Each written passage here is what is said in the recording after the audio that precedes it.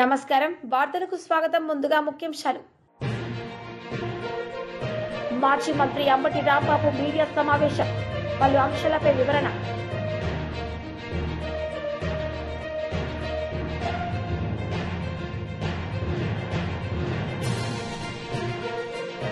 మాజీ MLA Jeevan Reddy media సమావేశం పలు అంశాలపై వివరణ వైఎస్ఆర్సీపీ ప్రధాన కార్యదర్శి గండికోట శ్రీకాంత్ రెడ్డి ప్రెస్ మీట్ నిర్వహించారు. ఈ సందర్భంగా పలు అంశాలపై ఆయన మాట్లాడారు. అసభ్యమైన పోస్టులు పెడుతున్నా కనీసం మినిమం యాక్షన్ తీసుకోవట్లేదు. ప్రజాస్వామ్యంలో ఇది మంచి పరిణామం కాదు. ఒకసారి గెలుపోటలు అనేది సహజం. మీకు ఇల్లీగల్ గా ఒక రెసిడెన్స్ కాకపోయినా ఒక ఇల్లీగల్ గెస్ట్ హౌస్ లో మీరు ఉంటున్నా కూడా వరద వచ్చినప్పుడు కానీ మిగిలిన సమయాలలో ప్రభుత్వం ఎలా వ్యవహరించిందో ఒకసారి గుర్తు తెచ్చుకోండి. మనిషికి విలువలు ఉండాలి, విలువలు పాటించాలి. ఒక్క కానిస్టేబుల్ కూడా ఇక్కడ పెట్టకుండా మీరు తీసేస్తున్నారు ఇంటి దగ్గర అని అంటే ఏ రకంగా అనుకోవాలి? ఇక్కడ భద్రత లేదు, బయట పర్యటనకు వెళ్ళినప్పుడు మినిమం థింగ్స్ ను పాటించట్లేదు. ముందుగా ఇంటిమేషన్ ఇచ్చి అఫీషియల్ గా వస్తున్నట్టు డేట్ 2 days ముందే పోలీస్ ఆఫీసర్ కమ్యూనికేట్ చేసినా కూడా అన్ని చర్యలు మా వైపు నుంచి తీసుకుంటున్నా కూడా మీరు ఎటువంటి చర్యలు తీసుకోకపోవడం దారుణం. ఇది మీకు మీ విజ్ఞతకు వదిలేస్తున్నాం, లేదా ఇది మా పరిధి కాదు మేము చెయ్యమన్న మాటను మీరు అఫీషియల్ గా చెప్పండి. మేము కేంద్ర హోంశాఖ మంత్రికి కూడా విన్నవించుకుంటాం. ఆయనకు రిప్రజెంటేషన్ త్వరలో ఇవ్వడం జరుగుతుంది. అదే రకంగా లీగల్ గా కూడా దీనిపైన ఖచ్చితంగా మేము మా యొక్క ప్రొసీజర్స్ కూడా ఫాలో అవుతాం.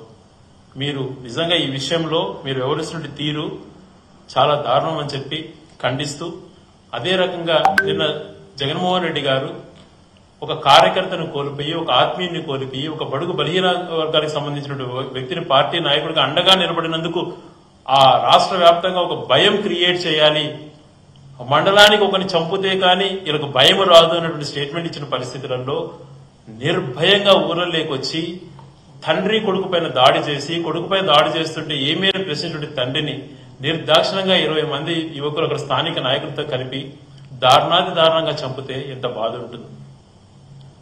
ఈరోజు ఒకటే మిమ్మల్ని అడుగుతున్నాను, మీరు అంటున్నారు కదా జగన్మోహన్ రెడ్డి గారు పోలీస్ ఆఫీసర్లను ఇలా మాట్లాడారని మాట్లాడుతున్నారే, ఒక ఆత్మీయులను రోజు పార్టీకి సంబంధించిన ఆత్మీయులు మేము వైఎస్ఆర్సీపీ వ్యక్తులము అన్న ఒక మాటకు అతి కిరాతకంగా దారుణంగా ఇళ్లను లూటీ చేసి ఇళ్లపైన దాడులు చేస్తూ అగ్గి పెడుతూ కార్యకర్త నిర్దాక్షిణంగా చంపుతుంటే కూడా ఎందుకని పోలీసులు దానిపైన చర్యలు చేపట్టట్లేదు? నిజాయితీగా నిష్పక్షపాతంగా వ్యవహరించేటువంటి పోలీసులకు, చట్టాన్ని గౌరవించేటువంటి పోలీసులకు, వాళ్ళ డ్యూటీ వాళ్ళు చేసేటువంటి పోలీసులకు కానీ అధికారులకు కానీ we respect the constitution, we salute them, వాళ్ళకు చెయ్యెత్తి సెల్యూట్ చేస్తాం. కానీ చట్టానికి వ్యతిరేకంగా those who behave against the constitution are those who go against the law, అటువంటి వ్యక్తులను ఖచ్చితంగా కూడా వాళ్ళపైన చర్యలు చేపట్టేది అన్నటువంటిది ఖచ్చితంగా జరుగుతుంది. నిన్న జగన్మోహన్ రెడ్డి గారు అన్న విషయంలో కూడా చట్టానికి గౌరవించని వ్యక్తులను, నిర్దాక్షిణంగా దుశ్చర్యలను ప్రోత్సహిస్తున్న వ్యక్తులను, అన్యాయాన్ని ప్రోత్సహించేటువంటి వ్యక్తులను, డ్యూటీలో ఉండి వాళ్ళ బాధ్యతను గౌరవించినటువంటి వాళ్ళను ఖచ్చితంగా కూడా వాళ్లకు యూనిఫామ్ లేకుండా చేస్తామన్నటువంటి మాట. ఎస్, దాంట్లో తప్పేముంది? తప్పు చేసిన వాళ్ళకు వర్తిస్తుంది, తప్పు చేయని వాళ్ళకి ఎప్పుడు రాదు కదా. అది ఎందుకు భుజాలు తడుముకుంటున్నారు? ఈరోజు కొన్ని అసోసియేషన్స్ వాళ్ళు మాట్లాడారు. నిజంగా వాళ్ళు కూడా నేను కోరుతున్నా, యూనియన్ నాయకులకు కానీ, గౌరవనీయులైనటువంటి అధికార సంఘాల నాయకులకు కానీ, పోలీస్ అధికార నాయకులకు కానీ ఒక మాట మీరు కూడా వినండి స్పష్టంగా. మేము కాన్స్టిట్యూషన్ పరిధిలో ఉన్నటువంటి దాన్ని అతిక్రమించద్దు. రాజకీయంగా ఒకసారి ఒక పార్టీ అధికారులకు వస్తుంది, ఇంకొక పార్టీ ఇంకోసారి అధికారులకు రావచ్చు. కానీ మన డ్యూటీ మనం చేయాలి. మనం పెట్టుకున్నటువంటి టోపీ ఏదైతే 3 సింహాలు ఉన్నాయో దానికి రెస్పెక్ట్ ఇవ్వాలి. చట్టానికి వ్యతిరేకంగా ఎవరు పోకూడదు. చట్ట పరిమితులు ఉంటాయి. మన యొక్క స్వలాభం కోసమో లేకపోతే అవతలను భయాందోళనకు గురి చేస్తారనో చెప్పి మనం లొంగిపోతే, ఆ వ్యవస్థను దిగజారుస్తే అది ఎంతవరకు సమంజసమో మీసారి ఒకసారి ఆలోచన చేసుకోండి. ఈరోజు యూనియన్ నాయకులుగా అందరికీ కూడా విజ్ఞప్తి చేస్తున్నా, మీ సహచర పోలీసులకు అండగా మీరు నిలబడండి, అంతేగాని పార్టీల పరంగా కాదు. రెడ్ బుక్ రాజ్యాంగము అనేటువంటిది పెట్టి రాజకీయ నాయకులు అణగదొక్కుతూ వాళ్ళను ఒక రాజ్యాంగం, అంబేద్కర్ రచించిన రాజ్యాంగాన్నే పక్కన పెట్టి మా రాజ్యాంగం అమలు చేస్తామని చెప్పి అనేక రాజకీయ నాయకుల పైన భౌతిక దాడులు, హత్యలు, అరెస్టులు చేస్తున్నారు. మరి అది ఒక రాజకీయ వైఎస్ఆర్సీపీ వాళ్ళకే కాదు, అందులో భాగంగా పోలీసు వాళ్ళు నిజాయితీగా పనిచేసినటువంటి అనేక మంది అధికారులకు గతంలో చట్టాన్ని కరెక్ట్ గౌరవించిన వ్యక్తులు అనేక మందిని కూడా ఆ రెడ్ బుక్ రాజ్యాంగంలోకి చేర్చి వాళ్ళకి మినిమం పోస్టింగ్లు ఇవ్వకుండా దారుణాతి దారుణంగా అవమానించిన సంఘటనలు ఎన్నో ఉన్నాయి. అది ఒకసారి గమనించుకోండి. వాళ్ళు కూడా సాటి మీ పోలీసు అధికారులే, వాళ్ళని గౌరవించండి. ఈరోజు కౌన్సిల్ పరంగా గౌరవనీయులు అశోక్ బాబు గారు he asked the question that the details of police personnel kept. మాజీ ఎమ్మెల్యే జీవన్ రెడ్డి మీడియా సమావేశం నిర్వహించారు. ఈ సందర్భంగా ఆయన మాట్లాడారు. ఈ రాష్ట్ర ముఖ్యమంత్రిని నేను ప్రశ్నిస్తా ఉన్నా, హక్కుల కోసం పోరాడే వారిపై ఉక్కుపాదం కాంగ్రెస్ యొక్క పాలన అంటే, నిలదీస్తే నిర్బంధాలు, నిరసిస్తే కేసులు, అన్యాయాలను ప్రశ్నిస్తే అక్రమ అరెస్టులు, జై తెలంగాణ అంటే జైలు, బీఆర్ఎస్ నేతలు కార్యకర్తలే టార్గెట్, బీజేపీల మీద కేసులు లేవు, బీజేపీ సోషల్ మీడియా మీద కేసులు లేవు, కేసులతో దాడి, చేతులకు బేడీలు. ఇలా చూస్తూ ఉంటే మీడియా మిత్రులు ఒకసారి ఫోటో తీసుకోండి సార్. పెద్దగా సోషల్ మీడియాలో కేసుల గురించి ఇట్లా పట్టుకోండి, ఇది ఇంత పెద్దగా ఇన్ని కేసులు, కంప్లైంట్ ఇచ్చడం లేకపోతే కానిస్టేబుల్తోనే పెట్టిస్తూ ఉన్నారు. సైబర్ అటాక్, అమెరికా అటాక్ లెక్క సైబర్ అటాక్ మన సౌత్లో ఉంది. సోషల్ మీడియాలో ఎవరైనా ప్రశ్నిస్తే వాళ్ళ మీద కేసులు, యూట్యూబర్ల మీద కేసులు, విద్యార్థులను గుంట నక్కలని చెప్తాడు, జై తెలంగాణ అంటే జైలు, కేసులతో దాడి, చేతులకు బేడీలు, మీడియా సోషల్ మీడియా పైన అణిచివేత. నీ ఇందిరమ్మ పాలన ఒక వరెస్ట్ అయింది మిస్టర్ రేవంత్ రెడ్డి గారు. ఈ రాష్ట్రంలో ప్రజాస్వామ్యం అనేది అరెస్ట్ అయిందని చెప్పి ఈ సందర్భంగా నేను తెలియజేస్తూ ఉన్నా. స్వరాష్ట్ర తెలంగాణలో చీకటి అధ్యాయం. గతంలో కేసీఆర్ గారి పాలన అంటే జనహిత పాలన ఉండే, ఇవాళ రేవంత్ రెడ్డి పాలన అంటే హింసాయుత పాలన అయింది, చేతులకు సంఖ్యలేసే పాలన అయిందని చెప్పి ఈ సందర్భంగా తెలియజేస్తూ ఉన్నా. ప్రజా సమస్యలపై ప్రశ్నిస్తే కేసులు, అడుగుదీసి అడిగేస్తే అరెస్టులు. తెలంగాణలో అప్రకటిత ఎమర్జెన్సీ, ఇందిరమ్మ ఎమర్జెన్సీ ఎట్లునే మేము చిన్నప్పుడు చూడలేం, కానీ ఇలా నిజంగా అప్రకటిత ఎమర్జెన్సీ రాష్ట్రంలో కొనసాగుతుందని చెప్పి ఈ సందర్భంగా నేను తెలియజేస్తూ ఉన్నా. బీఆర్ఎస్ శ్రేణులపై పోలీసులను ఉసిగొల్పుతూ ఉన్నారు. ఫ్రస్ట్రేషన్లో ముఖ్యమంత్రి పేరు చెప్పకపోతే ఆయన మీద కేసులు, రాష్ట్రమంతటా వేధింపులు, అక్రమ కేసుల బనాయింపు పర్వం. రేవంత్ సర్కారు బీఆర్ఎస్ లీడర్లను, క్యాడర్ను టార్గెట్ చేస్తుంది. అన్నీ కూడా పింక్ బుక్కలు ఎక్కిస్తున్నాం. ఏ పోలీసు వాళ్ళు ఏం చేస్తూ ఉన్నారు, ఎక్కడెక్కడ అక్రమ కేసులు పెడతా ఉన్నారు, ఎక్కడెక్కడ బీఆర్ఎస్ క్యాడర్ని పీడిస్తూ ఉన్నారో అవన్నీ కూడా పింక్ బుక్లో ఎక్కుతూ ఉన్నాయని చెప్పి సందర్భంగా తెలియజేస్తున్నాం. వీటన్నింటిని చేయడానికి ఇలా అక్కడ షాడో సీఎం, సచివాలయంలో షాడో సీఎం మీనాక్షి నటరాజన్, అక్కడ సచివాలయం నుంచి షాడో సీఎం మీనాక్షి నటరాజన్ గారు ఇందిరమ్మ రాజ్యం కొనసాగిస్తూ ఉన్నారు. ఇక్కడ మన పక్కన కమాండ్ కంట్రోల్ ఉంది. కమాండ్ కంట్రోల్ నుంచి ఈ డమ్మీ సీఎం రేవంత్ రెడ్డి గారు పోలీస్ రాజ్యం నడిపిస్తూ ఉన్నారు. అక్కడ కాంగ్రెస్ రాజ్యం, షాడో సీఎం మీనాక్షి నటరాజన్ గారు నడిపిస్తున్నటువంటి కాంగ్రెస్ రాజ్యం, ఇక్కడ కమాండ్ కంట్రోల్ నుంచి నడిపిస్తున్న డమ్మీ సీఎం రేవంత్ రెడ్డి గారు నడిపిస్తున్న పోలీస్ రాజ్యం ఏదైతే ఉంది, ఈ రెండు కలిపితేనే ఇందిరమ్మ రాజ్యమా అని చెప్పి నేను మీడియా మిత్రులను అడుగుతున్నా. అసలు ఇందిరమ్మ రాజ్యం అంటే ఏంది అని చెప్పి నేను ఈ రాష్ట్ర ముఖ్యమంత్రిని ప్రశ్నిస్తున్నా అని చెప్పి సందర్భంగా తెలియజేస్తున్నా. రేవంత్ సర్కార్ బీఆర్ఎస్ లీడర్లను, క్యాడర్ను టార్గెట్ చేసి ఎక్కడికక్కడ అడుగు తీసి అడిగేస్తే అరెస్టులు, సోషల్ మీడియాలో నిలదీసిన తప్పేనని కేసులు పెడతా ఉన్నారు. రాష్ట్రమంతా కేసుల బనాయింపు పర్వం, అక్రమ కేసులు. ఫార్మర్ ఎంపీ బూర నర్సయ్య గౌడ్ ప్రెస్ మీట్ నిర్వహించారు. సందర్భంగా ఆయన మాట్లాడారు. ఆర్థిక వ్యవస్థకు వెన్నుముక్క లాంటిది ఎంఎస్ఎంఈ సెక్టర్. 75 సంవత్సరాలు ఈ యొక్క సెక్టర్ని మన స్వాతంత్రం వచ్చిన తర్వాత చాలా వరకు మర్చిపోయారు. కానీ మోడీ గారు వచ్చిన తర్వాత దేశానికి వెన్నుముక్క అయ్యేటువంటి ఈ సెక్టర్ని, specially small and micro units development కొరకు ఎలాంటి కొలాటరల్స్ లేకుండా, అంటే ఎలాంటి జామీను లేకుండా ముద్రా లోన్, ప్రధానమంత్రి ముద్రా యోజన ప్రవేశపెట్టడం జరిగింది 2015లో. ఇప్పుడు 10 సంవత్సరాలు అయిపోయింది.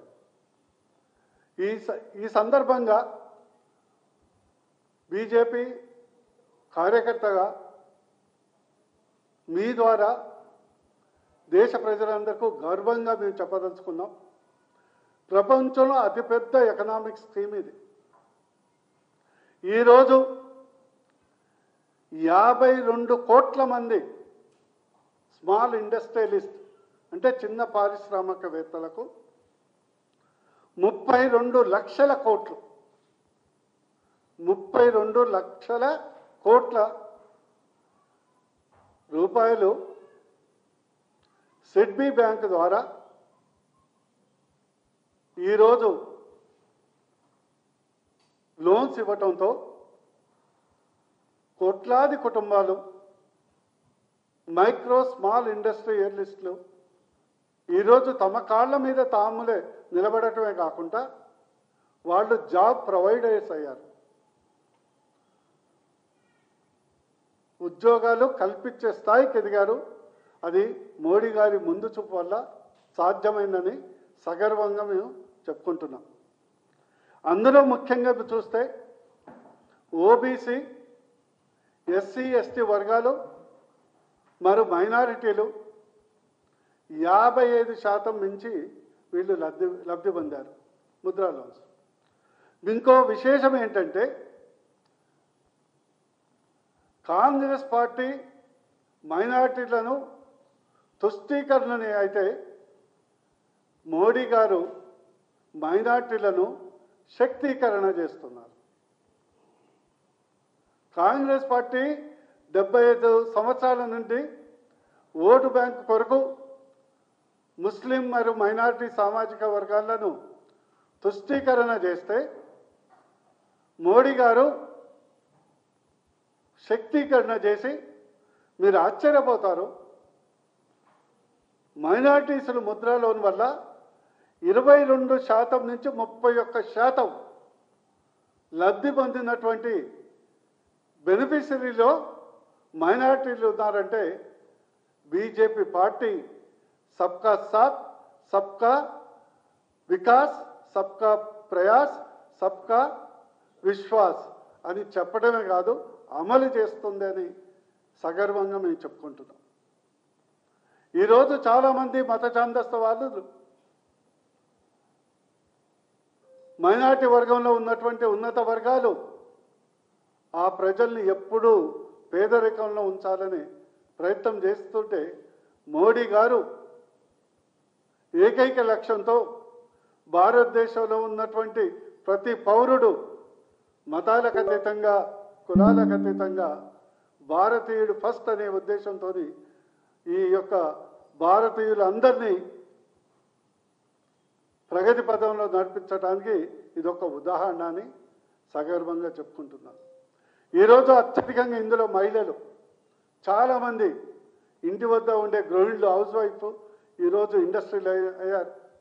బుట్టలు అల్లటము, గన్నీ బ్యాగ్స్, జూట్ బ్యాగ్స్, ఇంటి వద్ద వంటకాలు, చిన్న చిన్న పళ్ళ షాపులు, కూరగాయల షాపులు, కిరాణా షాపులు అండ్ ఎంబ్రాయిడరీ వర్క్ లేదా వస్త్రాలకు సంబంధించింది బొటిక్ షాప్స్, బ్యూటీ పార్లర్లు, ఇట్లా చాలామంది ఇంటికి పరిమితమైనటువంటి మహిళలు, ముఖ్యంగా ఈవెన్ ముస్లిం మహిళలు కూడా ఈరోజు పారిశ్రామికవేత్తలుగా తీర్చిదిద్దింది మోడీ గారి ముద్ర. బీజేపీ నేతలు మీడియా సమావేశం నిర్వహించారు. ఈ సందర్భంగా వారు మాట్లాడారు. హైదరాబాద్లో జరుగుతున్నటువంటి భూకుంభకోణాల మీద నేను తొందరలోనే నిజాలు బయట పెడతా, బాంబులు వేలుస్తా అన్నట్టు బాగా మాట్లాడేటటువంటి ప్రయత్నం చేసిండు. వాస్తవం ఏంది పరిస్థితి ఏంటంటే, కాంగ్రెస్ టీఆర్ఎస్ ఈ రెండు పార్టీలు కూడా కలిసి వ్యవహారాలు చేసుకుంటున్నాయి. ఎక్కడ వాళ్ళకు ఉన్నటువంటి అక్రమ సంబంధాలన్నీ కూడా బయటపడతాయేమో, అంతకన్నా ముందే ఏదో పక్కదారి పట్టించే విధంగా మాటలు మాట్లాడితే సరిపోతుంది అనుకొని కేటీఆర్ ఆ రకమైనటువంటి మాటలు మాట్లాడుతున్నాడు. రేవంత్ రెడ్డి గారు ఆ రోజు రాష్ట్ర కాంగ్రెస్ పార్టీ అధ్యక్షునిగా ఈ రాష్ట్రంలో గత 10 ఏళ్లలో జరిగినటువంటి అనేకమైనటువంటి అవినీతి కార్యక్రమాల మీద మాట్లాడారు. కాళేశ్వరం అనే ప్రాజెక్టు, 1,00,000 కోట్ల కుంభకోణం, ఎట్టి పరిస్థితులలో కాంగ్రెస్ పార్టీ అధికారంలోకి వచ్చిన తర్వాత ఆ 1,00,000 కోట్ల దిన్నోళ్ళని కక్కించే బాధ్యత మాది, చాలా గొప్పగా మాట్లాడారు. నిజంగా మేము అనుకున్నాం, కాంగ్రెస్ పార్టీ అధికారంలోకి వచ్చింది కాబట్టి రేవంత్ రెడ్డి గారు మాట్లాడినటువంటి మాటలన్నిటి మీద విచారణ జరుగుతుందేమో, ఆ రోజు అవినీతికి పాల్పడ్డటువంటి టీఆర్ఎస్ పార్టీ నాయకులందరినీ మరి కేసులు పెట్టి జైళ్ళల్లో వేస్తారేమో అనుకున్నాం. 15-16 నెలలైంది ఈ రాష్ట్రంలో కాంగ్రెస్ పార్టీ అధికారంలోకి వచ్చి. ఏ ఒక్క కేసు రిజిస్టర్ కాదు, ఏ ఒక్క నాయకుడు అరెస్ట్ కాదు. ఎక్కడ ఎంత అవినీతి జరిగిందో లెక్కలు చెప్పేటటువంటి పరిస్థితి కూడా లేదు. ఈరోజు టీఆర్ఎస్ అనే పార్టీ కాంగ్రెస్ పార్టీతో మిలాఖతై గతంలో జరిగినటువంటి అవినీతిని బయటపడకుండా ఈరోజు ఈ రాష్ట్రంలో ఉన్నటువంటి కాంగ్రెస్ ప్రభుత్వంతో కుమ్మక్కై ఇక్కడ కొంత మేనేజ్ కాకుంటే ఢిల్లీ కాంగ్రెస్ని కూడా మేనేజ్ చేసుకొని రాజకీయాలు చేస్తున్నటువంటి టీఆర్ఎస్ పార్టీ ఈరోజు భారతీయ జనతా పార్టీ మీద మాట్లాడేటటువంటి ప్రయత్నం చేస్తున్నది. ఆ రోజు రేవంత్ రెడ్డి గారు అన్నారు, ధరణి పోర్టల్లో 1,00,000 ఎకరాలు ప్రభుత్వ భూములు, పేదోళ్ళ భూములన్నీ కూడా టీఆర్ఎస్ పార్టీ నాయకులు మార్చుకున్నారు, వాళ్ళ పేర్ల మీద పట్టాలు చేసుకున్నారు. కాంగ్రెస్ పార్టీ అధికారంలోకి వచ్చినటువంటి వెంటనే మేము ధరణి పోర్టల్లో ఉన్నటువంటి భూములన్నీ తీసి పేదలకు అప్పగిస్తామని చెప్పింది. పోర్టల్ పేరు మారింది, కానీ 1 ఎకరం కూడా ఇంకా బయటకు రాలేదు. జరిగినటువంటి అవినీతి ఏందో ఇప్పటి వరకు కాంగ్రెస్ ప్రభుత్వం ప్రజలకు చెప్పేటటువంటి ప్రయత్నం కూడా చేయలేదు. ఈ రాష్ట్ర రాజకీయాలనే కాకుండా దేశ రాజకీయాల్ని కూడా ప్రభావితం చేసేటటువంటి ఫోన్ ట్యాపింగ్ కేసు చాలా గొప్పగా చెప్పిండ్రు. ఉన్నటువంటి వాళ్ళందరినీ కూడా బయటకు తీస్తున్నామని కేసు పెట్టినట్టే పెట్టిండ్రు తప్పితే ఆ కేసు ముందుకు పోతలేదు, వెనుకకు పోతలేదు. ఐపీఎస్ అధికారుల ద్వారా ఎందరో మంది రాజకీయ నాయకుల్ని, మరి అదేవిధంగా బిజినెస్ మేనేజర్లని, మీడియా ప్రతినిధులని ఫోన్లు ట్యాప్ చేయించాలని చెప్పిండ్రు. వాటన్నిటిని కూడా మేము బయటకు తీస్తాం, త్వరలో మా తడాకా ఏందో చూపిస్తామని చెప్పిన కానీ ఇప్పటి వరకు ఏ ఒక్కరిని కూడా అరెస్ట్ చేసింది లేదు, గతంలో జరిగినటువంటి అవినీతిని తవ్వింది లేదు. ఈ రకంగా కాంగ్రెస్ పార్టీ టీఆర్ఎస్ పార్టీ కలిసి రాజకీయాలు చేస్తూ ఈరోజు భారతీయ జనతా పార్టీపై బురద జల్లేటటువంటి ప్రయత్నం చేస్తున్నది. ఈరోజు హైదరాబాద్ సెంట్రల్ యూనివర్సిటీకి సంబంధించినటువంటి భూముల్ని మిగతా టీఆర్ఎస్ కాంగ్రెస్ పార్టీలు కలిసి గతంలో టీఆర్ఎస్ పార్టీ భూములను అమ్మింది, ఈరోజు కాంగ్రెస్ పార్టీ భూములను అమ్ముతున్నది. కానీ భారతీయ జనతా పార్టీ ఆ రోజు టీఆర్ఎస్ పార్టీని వ్యతిరేకించింది. మీరు చేస్తున్నటువంటి విధానం సరైనది కాదు, రాష్ట్ర ప్రజల ఆస్తులను తాకట్టు పెట్టి రాష్ట్ర ప్రజల భవిష్యత్తును అంధకారంలోకి నెట్టి మీరు ఈ రాష్ట్రాన్ని పరిపాలిస్తున్నారు, ఇది తప్పుడు విధానమని ఆ రోజు భారతీయ జనతా పార్టీ టీఆర్ఎస్ను ఎదిరించింది. ఈరోజు కాంగ్రెస్ పార్టీని కూడా భారతీయ జనతా పార్టీ ఎదిరిస్తున్నది. ఎస్సీయూ భూముల్ని ఈరోజు కనీసం కాపాడగలిగినామంటే ఈరోజు విద్యార్థుల అండతో, మేధావుల అండతో, తెలంగాణ ప్రజల అండతో ఈరోజు భారతీయ జనతా పార్టీ నిక్కచ్చిగా పోరాటం చేస్తూ ఉన్నది. చాలా గొప్పగా మాట్లాడింది. ఆ రోజు నయీం కేసు, ఇదే కాంగ్రెస్ పార్టీ నాయకులు, ఈనాటి ముఖ్యమంత్రి గారు ఆ రోజు పిసిసి అధ్యక్షులుగా నయీం కేసులో 1,000 కోట్ల రూపాయలు దొరికి మాజీ మంత్రి అంబటి రాంబాబు మీడియా సమావేశం నిర్వహించారు. ఈ సందర్భంగా పలు అంశాలపై ఆయన మాట్లాడారు. ఎందుకు జరగాలి అంటే అక్కడ ఉన్నటువంటి ఎంపీపీ మరణించడం వలన అక్కడ ఎన్నిక జరగవలసినటువంటి అనివార్యమైన పరిస్థితి ఏర్పడింది. దానికి తెలుగుదేశం పార్టీ పోటీ పెట్టింది. అసలు పోటీ ఎందుకు పెట్టిందో ప్రజాస్వామ్యంలో ఎవరికి అర్థం కాదు. ఎందుకని ఆ మాట అంటున్నానంటే ఈ రామగిరి మండలంలో 10 ఎంపీటీసీలు ఉన్నాయి. దీనిలో జరిగినటువంటి ఎన్నికల్లో పూర్వం జరిగిన ఎన్నికల్లో 9 వైఎస్ఆర్ కాంగ్రెస్ పార్టీ గెలిచింది. కేవలం ఒకే ఒక్క సీటుని తెలుగుదేశం పార్టీ గెలుచుకుంది. ఎంపీపీ మరణంతో సహజ మరణంతో ఎన్నిక వచ్చింది. ఏమంటే ఒకటి గెలుచుకున్న వాళ్ళు పోటీ పెట్టి ఏం చేయాలనుకుంటున్నారు నాకు అర్థం కాలేదు. పోటీ పెట్టారు. పోటీ పెట్టి ఏం చేయాలనుకుంటున్నారు? కొనాలనుకున్నారు. ఒక 2 ముగ్గురునో లోపరుచుకున్నారు. కానీ ఇంకా ఒక వ్యక్తి చనిపోతే ఇంక మిగిలిన 9లో బలాలు ఎలా ఉన్నాయంటే వాళ్ళిద్దరిని కొన్నారో లేకపోతే లోపరుచుకున్నారో 6-3 ఉన్నాయి. ఈ 6-3 మీద ఎన్నిక జరుగుతూ ఉంది. ఈ 6గురిని రక్షించుకొని ప్రజాస్వామ్య పద్ధతుల్లో రామగిరి మండలాన్ని మళ్ళా నిలబెట్టుకోవాలనే ఉద్దేశంతో మా మాజీ శాసనసభ్యులైనటువంటి తోపుతుర్తి ప్రకాష్ రెడ్డి గారు ఆయన కృషి చేస్తున్నాడు. తప్పే ఉంది ప్రజాస్వామ్యంలో. ఈ 6గురిని మేము తీసుకువెళ్ళి దాచుకున్నాం. ఎందుకంటే గెద్దల్లాగా ఎత్తుకుపోతున్నారు కాబట్టి. న్యాయస్థానానికి వెళ్ళాం. న్యాయస్థానం కూడా వారికి పోలీసు రక్షణ కల్పించమన్నారు. అయిపోయింది కదా. ఈ 6గురు పోలీసు రక్షణతో రావాలి, వచ్చి ఎన్నిక జరగాలి, 6-3తో గెలవాలి. ఇది వాస్తవమైన పరిస్థితి. పోలీసులు ఏం చేశారండి? వాళ్ళు తీసుకుని ఎక్కడైతే ఎన్నిక జరుగుతుందో అక్కడ తీసుకువెళ్ళారు. ఎప్పుడు తీసుకువెళ్ళారు? ఎన్నిక వాయిదా పడిన తర్వాత తీసుకువెళ్ళారు. రక్షణలో కోర్టు వారి ఆదేశాల ప్రకారం వాయిదా పడింది. నెక్స్ట్ రోజుకి సహజంగా 27వ తారీఖు ఎన్నిక జరిగితే 28వ తారీఖు వాయిదా వేశారు. కోరం లేక. ఎందుకంటే మా 6గురు అటెండ్ కాలేదు కాబట్టి, 3 వెళ్ళారు కాబట్టి కోరం ఉండదు. ఏం చేయాలండి పోలీసు వారు? ఏమంటే వాళ్ళు పంపిస్తారు కదా, 6గురిని పంపించరా. వేరే ఆ పక్కనే ఉన్నటువంటి ఇంకో మండలం దగ్గరికి తీసుకువెళ్ళారు, ఎంఆర్ఓ గారి దగ్గరికి. అక్కడికి వెళ్ళి అక్కడ వాళ్ళ చేత ఏదో ఒక విధంగా పోలీసులు ఒత్తిడితో వారి చేత లెటర్లు రాయించుకొని మేము ఇష్టం వచ్చినట్టు వెళ్ళిపోతామండి, మళ్ళీ మేము క్యాంపుకి వెళ్ళమండి అని చెప్పించాలనే ప్రయత్నం చేశారు. దానికి పెనుగొండ ఎంఆర్ఓ గారి దగ్గర ఇదంతా ఒక కుట్ర. పోలీస్ అండ్ అఫీషియల్స్ కుట్ర పన్ని ఈ 6గురిని మళ్ళీ ఎత్తేయాలని చూశారు.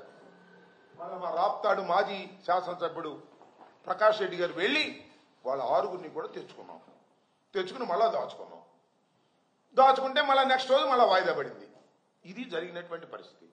మేము ప్రజాస్వామ్య పద్ధతుల్లో గెలిపించుకున్నటువంటి ఎంపీపీని మళ్ళా గెలిపించుకోవడానికి ప్రయత్నం చేసే క్రమంలో ఎంపీటీసీలను దాచుకోవాల్సిన పరిస్థితి వచ్చింది. ఎవరి నుంచి దాచుకోవాలి? మేము తెలుగుదేశం వాళ్ళ దగ్గర నుంచి మాత్రమే కలిసి ఆ నియోజకవర్గంలో ఏదో ఒక విధంగా తెలుగుదేశాన్ని, కేవలం ఒక్క సీటు గెలుచుకున్నటువంటి తెలుగుదేశాన్ని గెలిపించాలని తాపత్రయపడుతున్నటువంటి సందర్భంలో నేను ఈ పని చేస్తే తప్పేంటంటే నాకు అర్థం కాల.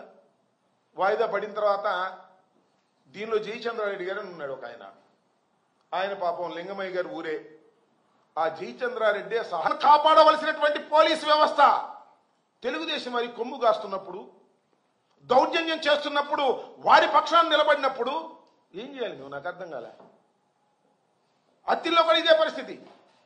అత్తిల్లో కూడా మొత్తం అత్తిల్లో ఉన్నటువంటి పరిస్థితులు ఏంటంటే తణుకు నియోజకవర్గంలో అత్తిలి వెస్ట్ గోదావరిలో కూడా ఇదే పరిస్థితి. 20 మంది ఎంపీటీసీలు, వాళ్ళు 4. ఎవరు? తెలుగుదేశం 2, జనసేన 2. దానిలో ఒడంబడికలు 2.5 సంవత్సరాలు వాళ్ళు, 2.5 సంవత్సరాలు వీళ్ళు అని మాలోనే ఒడంబడికి చేసుకుని రాజీనామా చేశారు. రాజీనామా చేస్తే మళ్ళీ ఎన్నిక వచ్చింది. ఎన్నిక వస్తే ఏంటి అటు ఇటు చేసి ఇటు చేస్తే చివరికి ఏమైంది? ఒకరు ఇదైతే ఒకరు డిస్క్వాలిఫై అయ్యారు. 13-6, మా 13 వాళ్ళు 6. ఎప్పుడు? అన్ని ప్రలోభాలు చేసిన తర్వాత కూడా ఏం చేశారండి ఆ రోజు ఎన్నికల్లో? పాపం మా మాజీ మంత్రివర్యులు నాగేశ్వరరావు గారు వాళ్ళందరినీ వెంట పెట్టుకొని పోలింగ్కి వెళుతుంటే మొత్తం తెలుగుదేశం వాళ్ళు ట్రాక్టర్లు వేసుకొచ్చి, మోటార్ సైకిల్ వేసుకొచ్చి అడ్డం వచ్చారు. వెళ్ళలేదు. తిరిగి వెనక్కి వచ్చాడు మొత్తాన్ని తీసుకుని, మొత్తం 13 మందిని తీసుకుని ఎక్కడికి వచ్చాడు? ఆయన ఇంటికి వచ్చి ఆయన ఇంట్లో కూర్చున్నాడు. ఇంటి చుట్టూరా చేరారు. చేరి పెద్ద పెద్ద కేకలేస్తారు. వార్తలు ముగించే ముందు ముఖ్యాంశాలు మరోసారి. మాజీ మంత్రి అంబటి రాంబాబు మీడియా సమావేశం, పలు అంశాలపై వివరణ.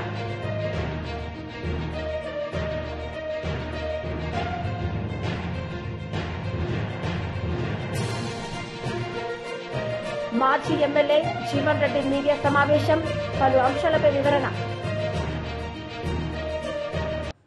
ఈ వార్తలు ఇంతటితో సమాప్తం. తిరిగి ప్రసారమయ్యే వార్తలు మళ్ళీ కలుద్దాం. అంతవరకు సెలవు. నమస్తే.